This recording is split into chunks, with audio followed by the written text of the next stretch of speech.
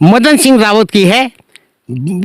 हमारे खास आदमी के पास, प्रबंधक के पास, किसी के पास उसकी क्लिपिंग है। उसने अपने मोबाइल में उसको पैसे लेते हुए देखा है। क्या उसको रिलीज करेंगे, मीडिया में बताएंगे कि हाँ यार ये पैसा ले रहे हैं, तो इनके खिलाफ इस आधार पर तो कार्रवाई हो कि आखिर पैसा क्यों ले रहे हैं, ये तो पूछा जाए उनसे। हाँ सर, हम तो जरूर बताएंगे। हमारी तो पूरी कोशिश होगी कि वो रिकॉर्डिंग आपके सामने रखें, ताकि सच का सच और झूठ का झूठ सामने आ सके।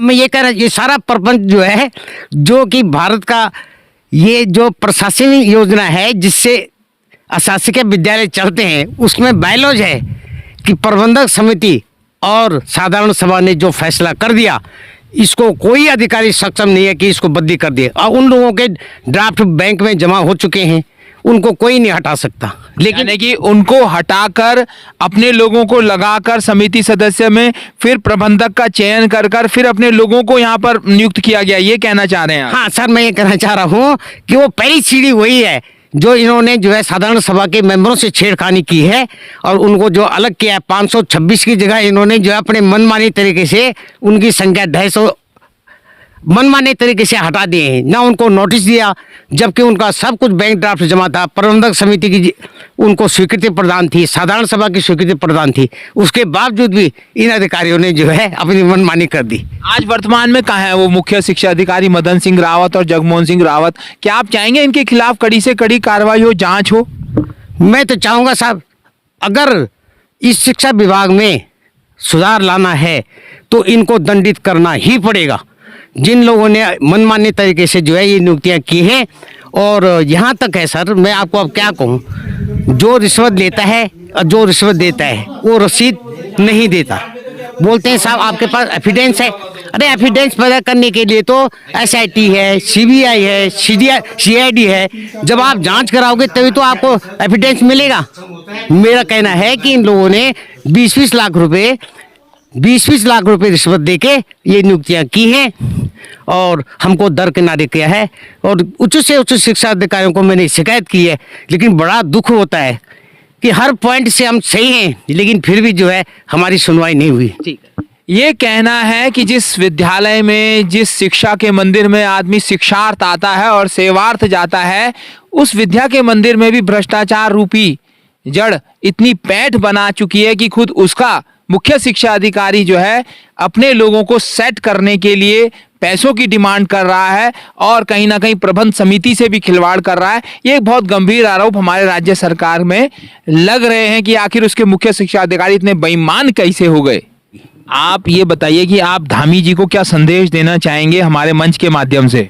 मैं आपके मंच के माध्यम से ये संदेश देना चाहता हूँ कि हमारे मुख्यमंत्री धामी जी हों या प्रधानमंत्री नरेंद्र मोदी जी हों, वो तो विज्ञप्ति निकाल कर और जो रिक्त पद है उनको भर के खुश हैं कि हमने जो है रोजगार दे दिया। लेकिन उसकी आत्मा से पूछो, जो 20-25 लाख रुपए देकर रोजगार जिसने प्राप्त किया है, वो भी वोट बैंक तुम्हारा खिसक रहा है। और जिन्होंने रोजगार प्राप्त नहीं किया क्योंकि उनके पास 20-25 लाख रुपए नहीं थे, वो भी वोट बैंक खिसक रहा है। तो मैं तो इनको एक सजेशन देना चाहता हूँ कि आप कृपया इस पर ध्यान दें, इससे आपका वोट बैंक भी खिसक रहा है। नियुक्ति घोटाले के लिए क्या क्या प्रपंच हुए हैं, क्या क्या खेल रचे गए हैं, उसके बारे में बलदेव प्रसाद कुकरेती जी क्या कहेंगे, जो शिकायतकर्ता भी हैं, क्या कहेंगे सर आप इस पर? सबसे पहले तो मैं आंवला न्यूज़ का धन्यवाद करना चाहूँगा आप लोगों का, कि जो आपने मेरी आवाज़ को ऊपर उठाने की कोशिश की है और सच्चाई को सामने लाने की कोशिश की है। इन नियुक्तियों में घोटाला क्या हुआ मैं आपको बताऊं कि जब हमारे साधारण सभा के 526 मेंबर थे और उनको प्रबंधक समिति ने उस काल की और साधारण सभा ने पास करके उनके बैंक ड्राफ्ट जो हैं स्टेट बैंक, भारतीय स्टेट बैंक में जमा कर दिए थे। और इसके बाद प्रशासन योजना के मुताबिक किसी को कोई अधिकार नहीं था, लेकिन घोटाला करने के लिए सबसे पहले इन्होंने उन साधारण सभा के सदस्यों को हटाया, मनमाने तरीके से हटाया और अपनी मनमानी नियुक्ति करने के लिए मनमानी ढंग से उन्होंने यहाँ पे जो है वर्तमान प्रबंधक को चुना गया। और इनकी जो इच्छा थी, उस समय मुख्य शिक्षा अधिकारी थे मदन सिंह रावत, जिन्होंने मेरे से कहा था कि मेरे 2 आदमी लगाने हैं आपने। मैंने कहा था ये ऐसा नहीं चलेगा, जो कानून इंटरव्यू में पास होगा, जो योग्य होगा उसी की नियुक्ति होगी।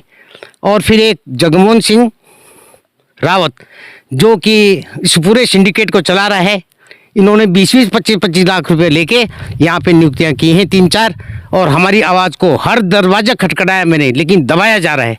और इंक्वायरी भी होती है, यदि अगर जांच भी होती है तो शिक्षा विभाग के वो कर्मचारी होते हैं, बताओ वो अपने उच्च अधिकारी की कैसे शिकायत करें, वहाँ जाते जाते सब कुछ बदली हो जाता है। और लास्ट में थक के मैंने जो है भारत के शिक्षा मंत्री को लेटर लिखा। मैं उनका भी धन्यवाद करना चाहूँगा कि उन्होंने मेरे लेटर का, मेरी शिकायत सुनी, उसका जवाब दिया, और निदेशक और शिक्षा सचिव को लेटर लिखा, जिसके कारण ये आज जांच बैठाई। और आज भी यहाँ पर ताला लगा हुआ है अलमारी पे, प्रबंधक निदारत है, और मैं फिर भी जांच से संतुष्ट नहीं हूँ।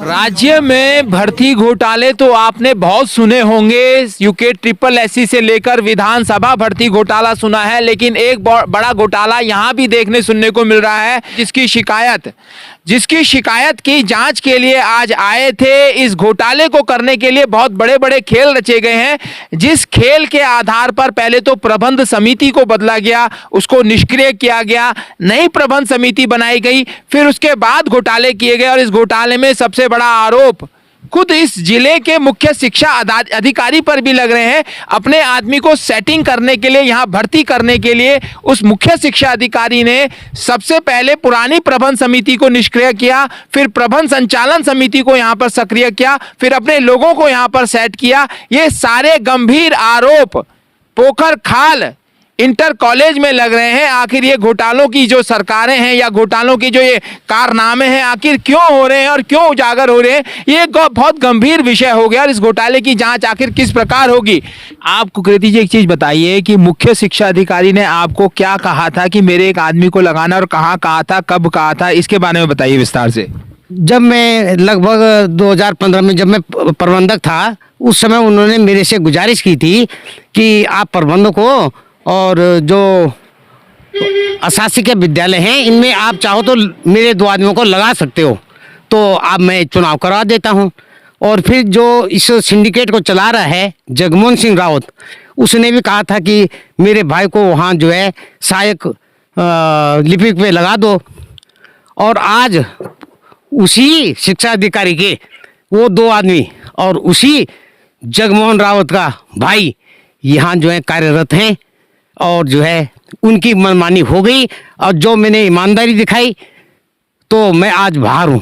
बलदेव प्रसाद कुकृति जी भाजपा के समर्पित कार्यकर्ता हैं। ये अंदाजा आप इस बात से लगा सकते हैं कि इनकी गाड़ी है और इसकी गाड़ी में झंडा जो है बीजेपी का लगा हुआ है। बावजूद इनको अपनी ही सरकार में विभागीय भ्रष्टाचार के खिलाफ केंद्र सरकार तक जाना पड़ता है। आखिर इसके पीछे ये क्या समझते हैं कि क्या पार्टी में कार्यकर्ताओं को उचित सम्मान नहीं मिल पाता? क्या कहेंगे, आपको केंद्र सरकार जाना पड़ा, राज्य सरकार में आपकी सुनवाई नहीं हुई? सर, मैं ये कहना चाहूँगा कि शिक्षा विभाग का ऐसा कोई उच्च अधिकारी नहीं है जिससे मैंने शिकायत न की हो, लेकिन उन्होंने हमारी शिकायत पे कोई ध्यान नहीं दिया।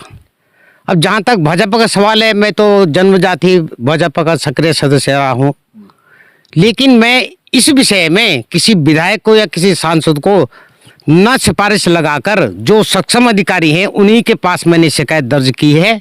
यहाँ तक कि शिक्षा मंत्री के पास तक मैंने शिकायत दर्ज की है। मेरे पास सब रिकॉर्ड पड़ा है, ऑन रिकॉर्ड। अच्छा, किस शिक्षा मंत्री के पास आपने शिकायत दर्ज की? धन सिंह रावत जी के पास की, उनके ऑफिस में गया, एक बार नहीं 2-3 बार, और एक बार मेरे को यहाँ मिले थे, योगी जी के घर में आ रखे थे यहाँ पनचोरा में, वहाँ भी शिकायत की। लेकिन आपकी जो शिकायत है तो काफी अरसा पुराना है। आपने पिछले शिक्षा मंत्री अरविंद पांडे को भी क्या शिकायत की थी इस संबंध में? अरविंद पांडे जी को भी मैंने एक बार शिकायत की थी, लेकिन उसका कोई उत्तर नहीं मिला मुझे। क्या कहेंगे आप इतनी मेहनत से सरकार बनाते हैं, मेहनत करते हैं, विधायक बनाते हैं, फिर वो सरकार बनाते हैं और आप ही की बात नहीं सुनी जाती, कार्यकर्ताओं की बात नहीं सुनी जाती। ऐसी सरकारों से क्या कार्यकर्ताओं के हित सधेंगे? देखो सर, जहाँ तक मेरा सवाल है, मैं अपने आप को तो स्वच्छ रख सकता हूँ। इस विद्यालय में हमें वित्तहीन मान्यता मिली थी साइंस की। 6 साल तक मैंने वेतनमान जो है, जो साइंस पढ़ाते थे उनको मैंने अपनी जेब से दिया और अपनी आवाज़ बहुत जगह बुलंद की है। जो बड़े पद पर बैठा है वो अपना जन्म सिद्ध अधिकार समझता है और मेरे को ऐसा महसूस हुआ कि वो एप्लीकेशन को कूड़ेदान में डाल देते हैं। कहीं ना कहीं से तो वो भी, जब मैं आपसे बता रहा हूँ कि एक नियुक्ति पे 20-20, 25-25 लाख रुपए लेते हैं, तो कुछ ना कुछ तो शायद है कि उनकी भी भागीदारी जरूर होगी।